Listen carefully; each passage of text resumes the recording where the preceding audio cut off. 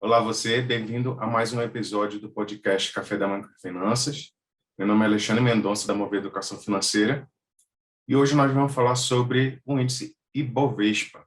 E nós vamos entender qual é o impacto das ações que compõem o Ibovespa para a nossa estratégia da Máquina Liberdade Financeira, a estratégia que leva você a ganhar renda passiva correspondente a um dia do seu gasto mensal.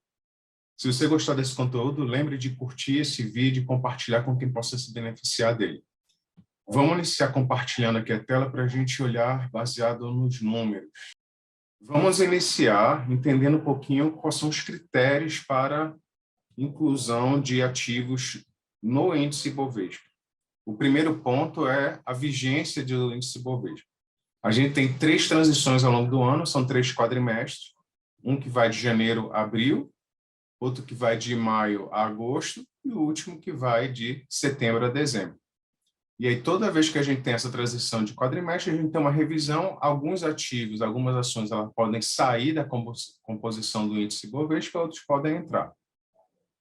A gente está, nesse momento, na vigência que é de 3 de janeiro a 29 de abril de 2022, e quais são os critérios para a seleção de ativos, de ações, para comporem o índice Ibovespa. São esses 4 critérios aí, a gente vai falar rapidamente sobre esses 4 critérios. O primeiro critério é, dentro do índice de negociabilidade, ele tem que fazer parte, tem que estar presente entre os primeiros 85% ativos.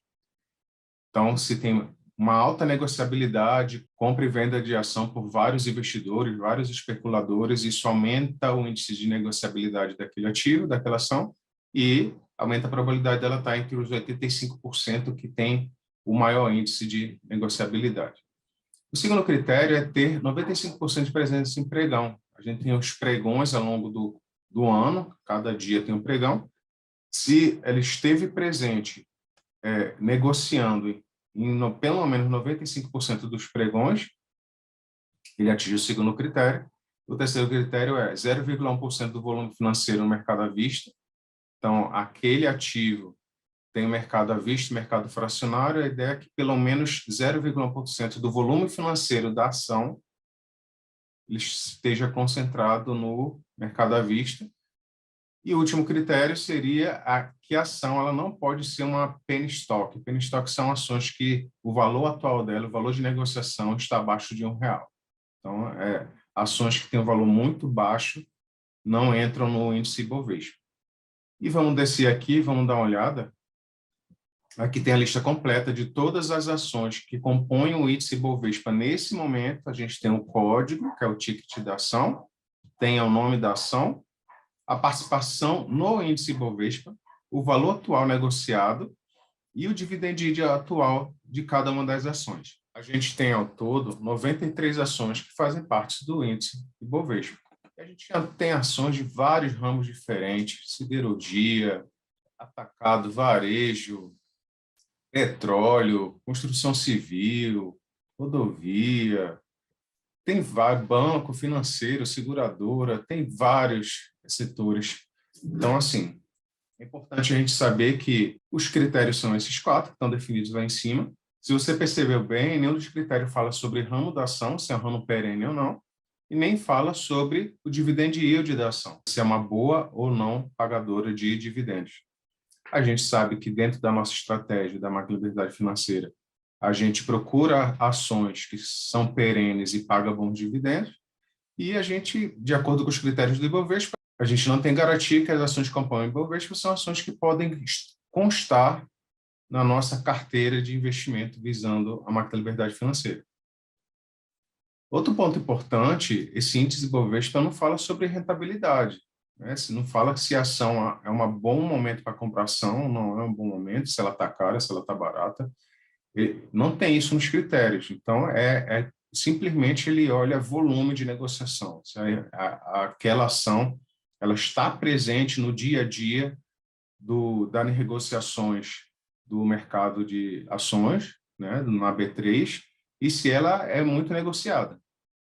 Independente se ela está cara ou barata, se está rentabilizando bem ou não, se ela está tendo bom dividend yield ou não, os critérios são esses, focados em movimentação. Eles querem garantir que, ao invés de olhar inúmeros ativos que tem no Ibovespa, eu vou olhar um grupo seleto, né, o grupo das empresas, das ações que têm o maior volume de negociação e podem representar a totalidade das ações que compõem a B3. E aí esse índice Ibovespa ele começa a ter sua flutuação baseado nessas 93 ações que estão listadas aqui para você.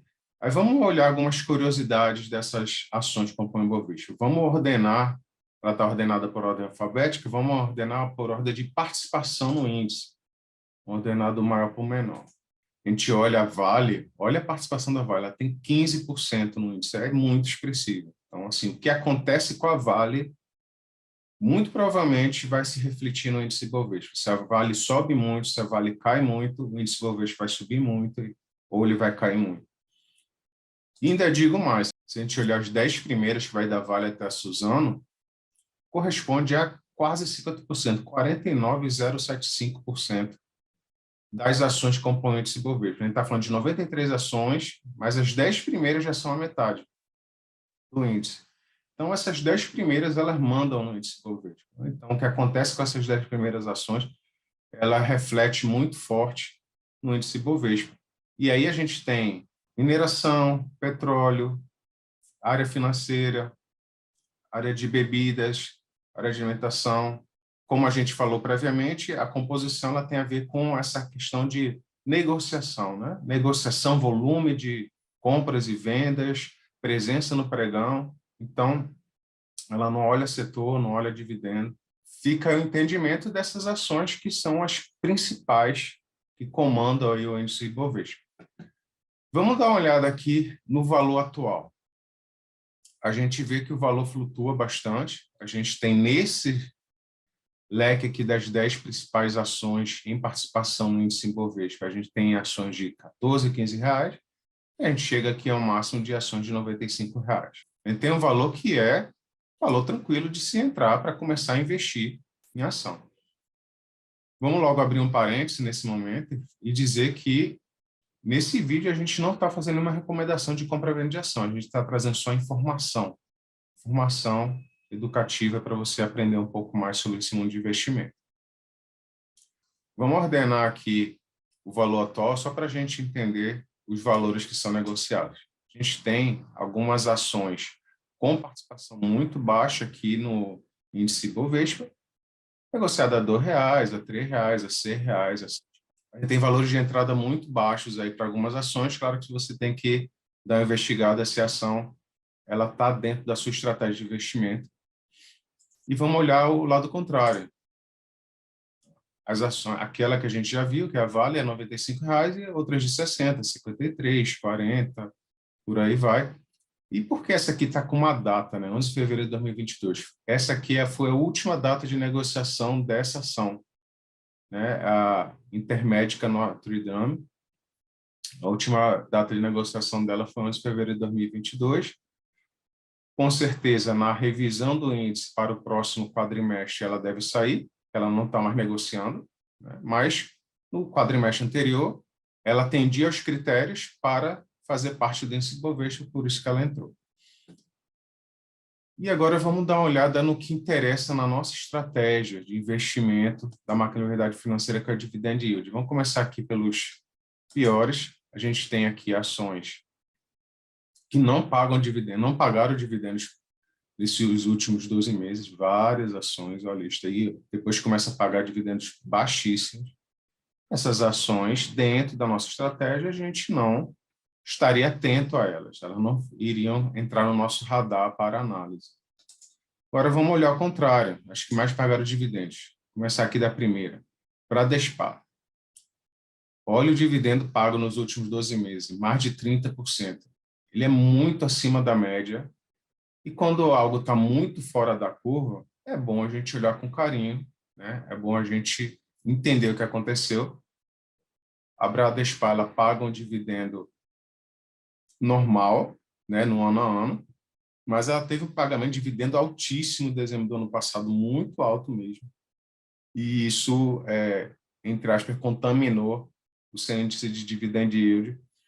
Vale a pena olhar com mais cuidado, entender o que aconteceu nessa Toda vez que você vê um dividend yield muito fora do padrão, dá uma investigada, procura entender o que aconteceu, para você não se iludir achando que está comprando o melhor das ações, o melhor dos investimentos, pensando em renda passiva. Outros estão mais um pouco ajustados, apesar de que esses primeiros aqui, a Gerdau, Petrobras e Copel, são dividendos bem altos, mas elas estão um pouco mais dentro da realidade de pagamento de dividendo, e a gente tem pagamento muito expressivos aqui, continuando Braskem, Petrobras, Vale, Marfrig, Qualicorp, CPFL, Gerdau e Minas, Itaesa, todas acima dos 10% de dividend yield nos últimos 12 meses. Então, vale a pena ficar atento a essas ações. Claro que você tem que olhar outros critérios, saber se é o momento de compra das ações é de acordo com os indicadores da ação, mas a gente já entende que elas têm um bom pagamento de dividendo. Dá uma olhadinha para ver se não foi exceção desses últimos 12 meses ou se é algo que a empresa realmente paga de forma contínua. E a gente pode fazer algumas correlações. Vamos começar a olhar aqui. Dividendos, vamos pegar nossa inflação, né? Vamos colocar aqui, fazer alguns filtros. Dividendos maior do que, maior ou igual a 10%, que é a base da nossa inflação, um pouquinho mais do que isso, mas segue comparando. E vamos olhar a participação. A gente quer empresas que tenha, quanto maior a participação no índice do Bovespa, significa que ela é mais negociada. Se ela é mais negociada, existe uma facilidade de você comprar e vender aquela ação. Então, vamos olhar, fazer um filtro aqui também, que tem uma negociação maior do que 5%. Aqui o índice está em valor absoluto. Olha o que trouxe para a gente. As ações que têm uma participação maior do que 5% no índice Bovespa e que têm dividend yield maior do que 10% são a Petrobras e a Vale. A Petrobras com a participação de 6,5% e a Vale com a participação de 15%. A Petrobras pagou 17,5% de dividend yield nos últimos 12 meses e a Vale pagou 14,81% de dividend yield nos últimos 12 meses. São valores bem significativos, vale a pena dar uma investigada, entender se é o momento de compra dessas ações para poder você fazer esses investimentos. Vamos mudar, tirar o índice de participação e colocar o valor. Vamos entender aí o valor. E vamos olhar agora as ações, o valor das ações. Vamos procurar por valor de ação que esteja abaixo dos R$20, menor ou igual a R$20. Olha o que trouxe para a gente. A gente tem, com dividend yield maior do que 10% nos últimos 12 meses, a gente tem a Gerdau, Copel, Qualicorp e Usiminas. Então, a Gerdau, com R$12,27, você consegue comprar uma ação da Gerdau, que pagou 19,07% de dividend yield. A Copel você consegue comprar com R$7,56. Não tem desculpa para não comprar. Claro que a gente tem que analisar para saber se esse valor é um valor barato para a Copel. Mas ela pagou 17,32% de dividend yield. Qualicorp, R$16,37 e pagou 12,65% de dividend yield. E, por último, a Usiminas, R$13,93, que pagou 10,23% de dividend yield nos últimos 12 meses. A gente consegue fazer aquisições de ações que pagam bons dividendos, geram boa renda passiva com valores muito baixos. Qual seria a ação que você compraria, que você estaria disposto a adquirir desse índice Bovespa para compor a sua carteira pensando na sua liberdade financeira? Comenta aqui para a gente qual seria a ação que compõe esse Bovespa que você está de olho para adquirir nos próximos meses e a gente vai trocando uma ideia. Obrigado por estar conosco em mais um episódio do podcast Café da Manhã com Finanças e nos vemos no próximo episódio. Abraço.